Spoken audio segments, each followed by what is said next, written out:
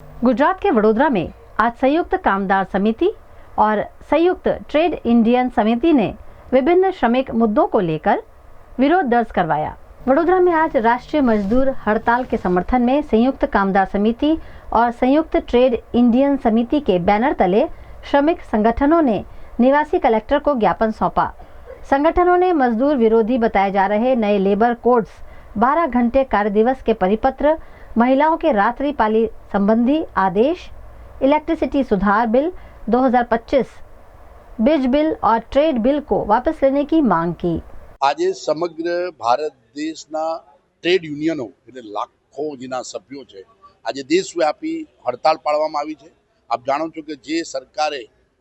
જૂના 29 જે મજદૂરોના કાયદા બંધ કરીને 1 એપ્રિલથી 4 નવા કોડ લાવવાનો જે વાત કરી છે અને અમલમાં મૂકવાના છે, જેનો વિરોધ સમગ્ર ભારત દેશમાં થઈ રહ્યો છે। આજે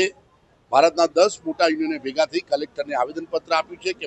વડાપ્રધાન આ 4 કાળા કાયદા રદ કરે, જેમાં બિયારણનો કાયદો છે, જેમાં ઇલેક્ટ્રિસિટીનો કાયદો છે અને મજૂરોને શોષણ કરી મૂડીપતિઓને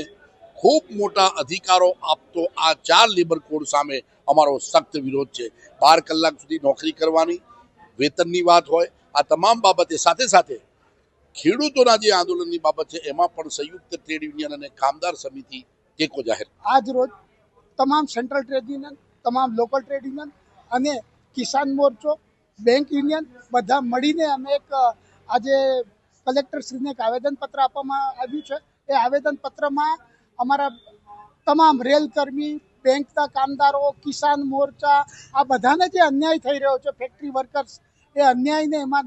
અમે મૂકવાનું કામ કર્યું છે ને એ દ્વારા અમે સરકારને એવું કહેવા માંગીએ છીએ કે જે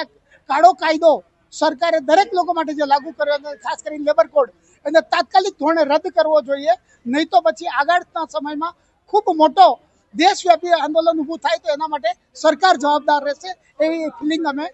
પ્રધાનમંત્રી સુધી મોકલવા માટે કલેક્ટરશ્રીને નિવેદન